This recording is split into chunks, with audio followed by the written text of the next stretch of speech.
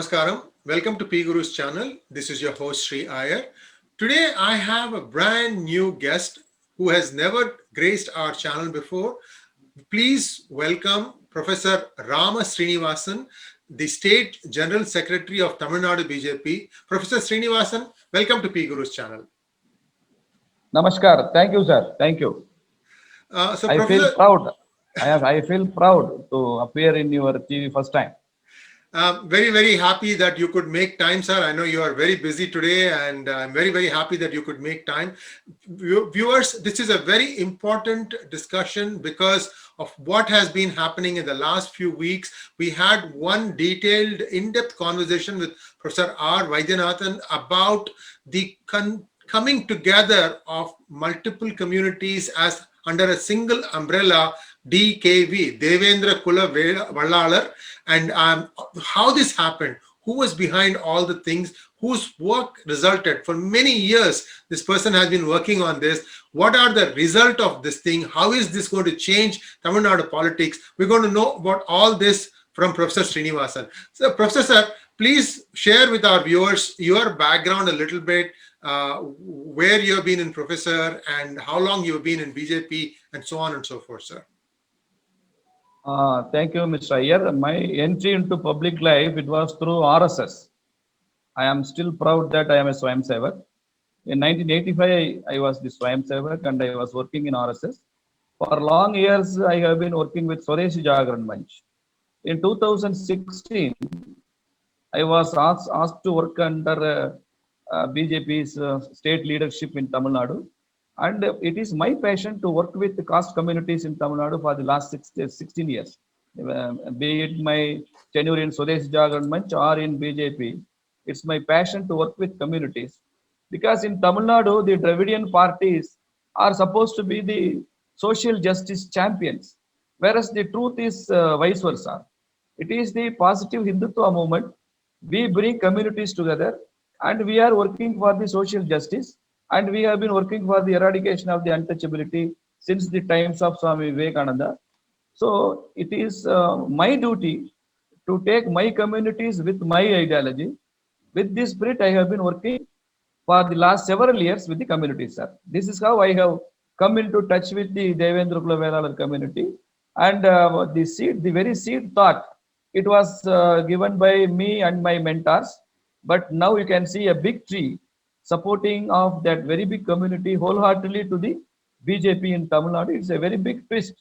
Definitely, this is going to be the game changer in Tamil Nadu politics. So let's take one step back, Professor Sir. What I wanted to know is now this 2021 elections was full of drama. Will Rajini enter politics? Will he not enter politics? And I don't know if there was another press conference yesterday or day before. I don't even know what happened in that. But maybe you can bring us up to date. Then we have the additional new variable in the form of Chinna Amma Sasikala or Mini Mom. And and then you have these DMK. There are some infightings there, and then there is ADMK. So how do you see the election landscape for the 2021 assembly elections for Tamil Nadu? I don't see, as you said, these are all not dramas. These are all very interesting hypotheses. Will Rajini enter into politics? It's a hypothesis for several years, since 1996. Yes. That hypothesis has come to an end. Now the recent hypothesis has been started by some political thinkers in Tamil Nadu, whether Chinnamma will enter into politics. Both must be seen in different perspective. One is positive. Rajini entering into politics was considered to be very positive, but unfortunately it didn't happen.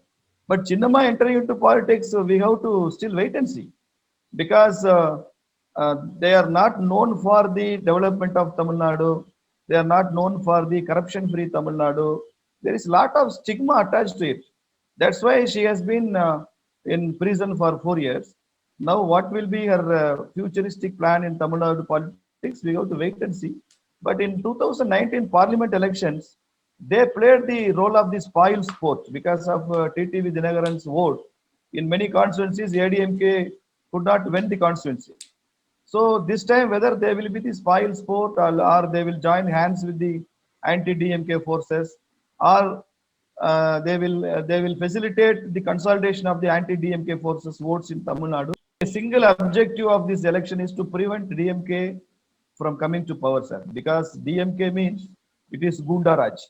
DMK means it is power cuts. The DMK means it is anti-development. DMK means it is anti-India, anti-Hindi, and anti-Sanskrit, anti-Brahmins. So many negative attitudes of this DMK, it should not be allowed in Tamil Nadu to rule or to ruin. So it is must for every political force in Tamil Nadu to consolidate themselves against the DMK. This is the spirit of BJP in Tamil Nadu in today's context. Now, certainly the set of communities coming together under one umbrella or one caste umbrella, DKV for short, is a very good development. But for our viewers, can you explain how much of a role caste plays at the panchayat level, at the district level, and at the state level elections?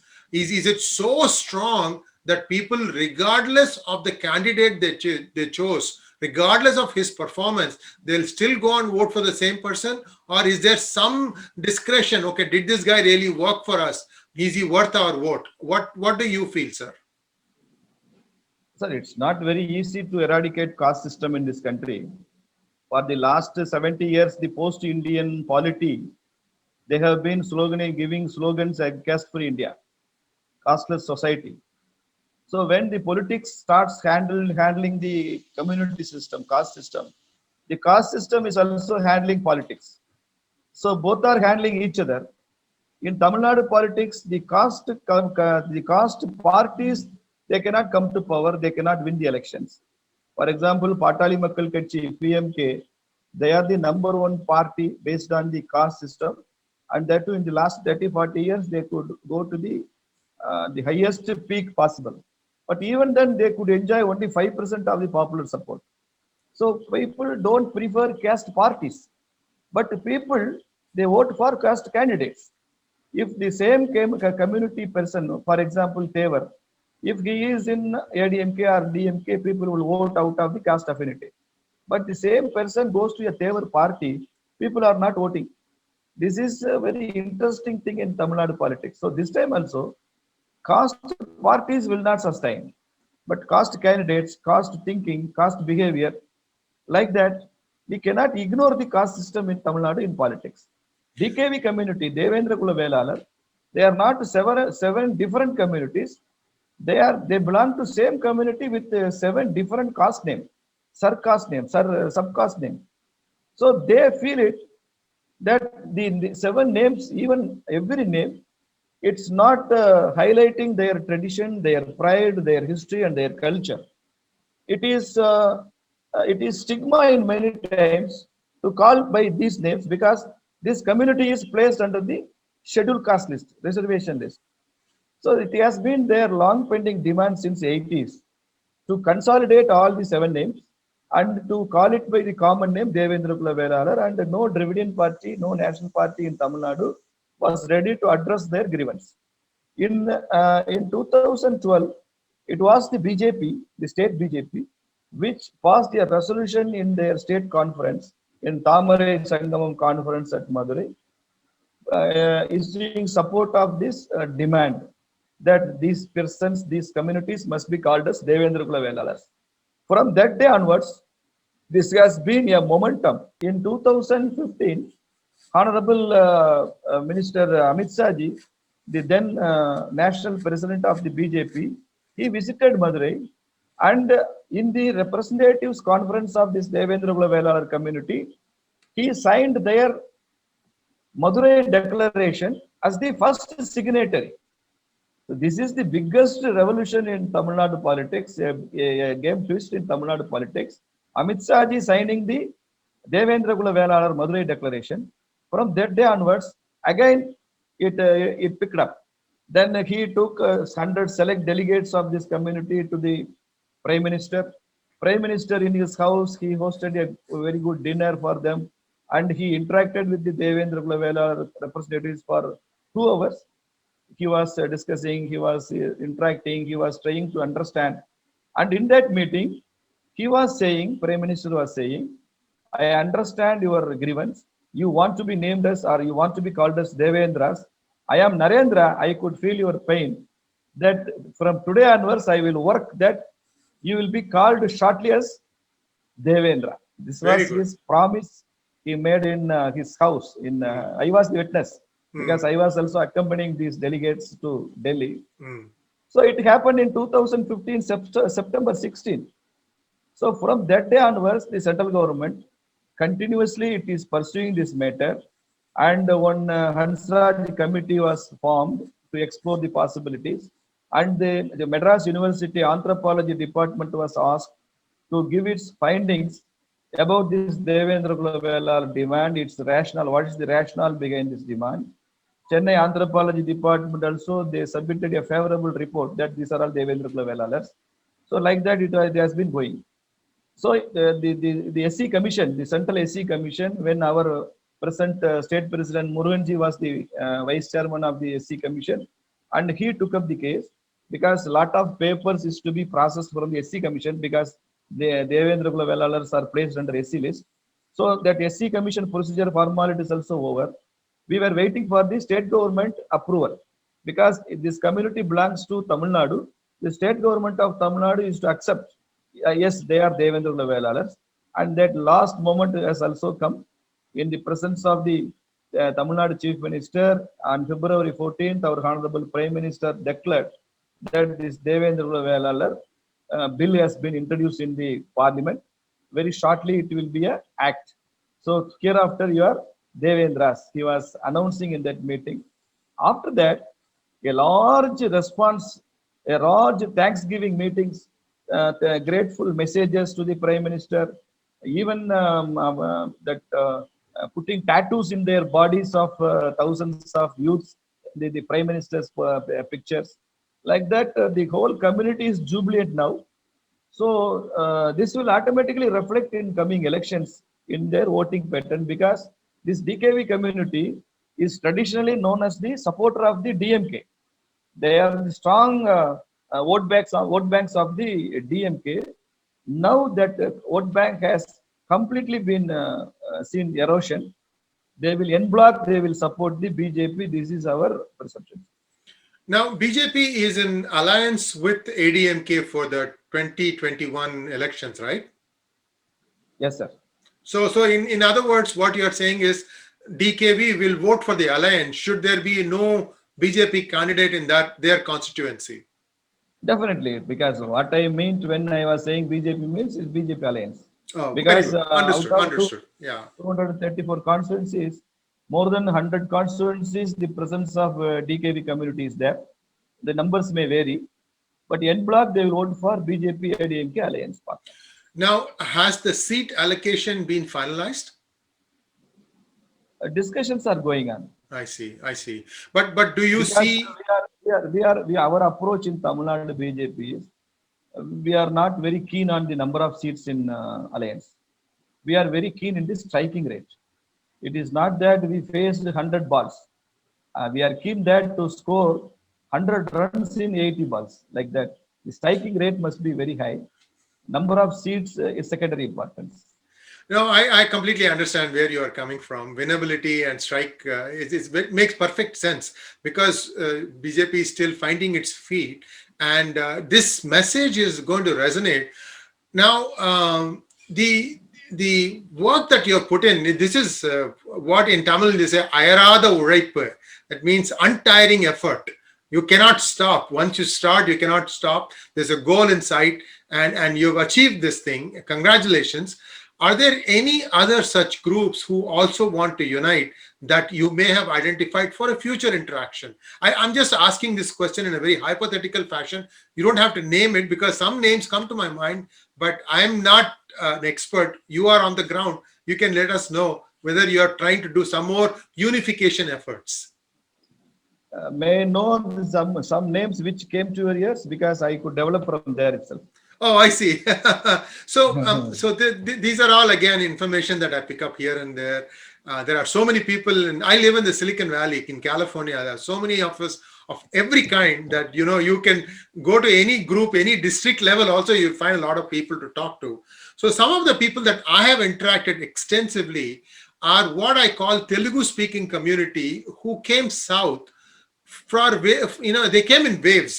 They are now called, some of them are called Rajus, some of them are called Naidus. Sometimes they even go by Nayakars, and there are various variations of these things. But essentially, if you look at them, they are also like Kshatriyas, because most of them were landowners, and they had to flee for various reasons, and they came and settled down. You will find them mostly, I think, in Kongu belt,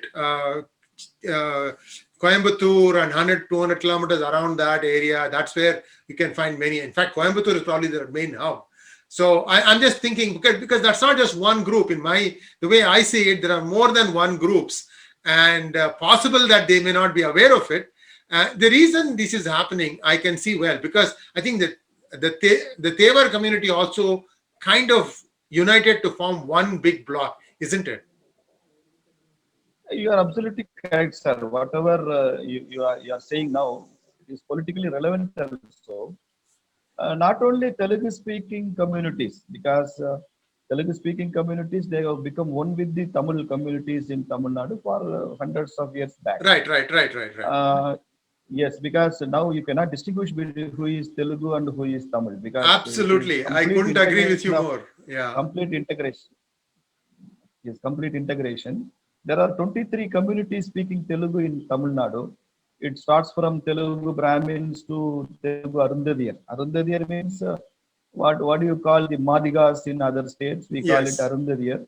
They are also Telugu speaking. Our present state president, Mr. Muruganji, he belongs to that Arundadiyar community. He is the bottom of the low strata of the lowest classes. Yes. I mean the socio-economic low. It's not that culturally they are very superior. Yes. So like that, we are available for all communities in Tamil Nadu. For example, I will tell you one thing. The Yadav community in Tamil Nadu, they have one great forefather, Alagamuttukon Yadav. They say he is the first freedom fighter of Tamil Nadu. He belongs to old Tirunelveli district. Now it comes under Thoothukudi district.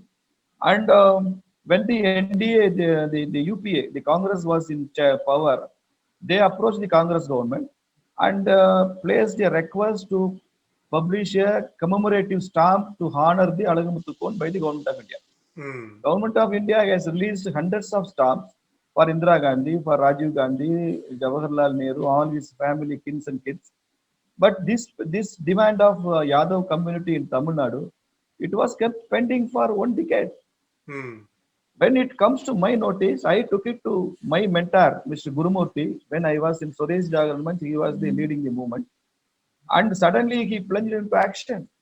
In 6 months, we could see that the Alagamuttukon Yadav stamp, that the memorial stamp to honor the great hero of the Indian freedom movement, it was released at Madurai by the telecommunication minister, Honorable Ravi Shankar Prasad ji. What was pending for years together, decades together, it could be achieved in 6 months because of this Modi government. So the whole Yadavs were very much jubilant, and they think BJP is pro-Yadav party. Devendra Kula Velalar, they think it is pro-DKV party. Tevar community, they think it is pro-Tevar party, because BJP is available for all, and we are not creating vote banks by keeping enmity between the communities. This is the Dravidian style. They will pit one community against the other community, and they will create vote bank by conflict. BJP is trying to create vote banks by harmony, not by conflict. We create vote bank by harmony. That's why we are declaring social justice not at the cost of the social harmony, and social harmony not at the cost of the social justice. And this approach, it starts yielding result to us. So we are going to the grassroots, micro level. We are interacting with the people, Yadavs, Telugus, and the Devendra Kula Velalars, Tevar communities, Nadars. Nadars, they are unblockingly there with us. They wholeheartedly, they support us. Because we too celebrate Perundalevar Kamarajar. Kamarajar is their icon. We are also celebrating. And Narendra Modi ji, wherever possible, he highlights the glory of Perundalevar Kamarajar. So the community is with us. with other than the family, the first family, Congress has no role to honor anyone in in that party. In DMK also, other than their first family, the DMK has no place for the glorifying of other leaders in this Tamil community. BJP, since it is idea-centric party, not a person-centric party, we have enough scope and space to celebrate all the leaders, irrespective of their caste and religion. If they have lived and died for this country, they are BJP persons. This is our approach in Tamil Nadu, and it will give a great acceptance of Tamil people towards BJP. En masse, they are coming to BJP. So, in terms of strike rate, you said that you want it to be very high. So, let us say this is just hypothetical. We don't know if the exact number of seats. Let us say you contest in 100 seats out of the total 234. How do you rate your chances in those 100 seats? No, it's not 100 or 10 or 50. It's the number is immaterial, and I am not aware what is the number going on. It is the High Command's decision. Our national party and the state leaders, they will decide. But our striking rate must be 80 to 90%. Understood. Understood. So that gives us a number. 100 was just to give you a percentage. That's all. If you told me we are going to win 80 seats, that is 80% strike rate. I'm not holding you to 100 number. Absolutely not.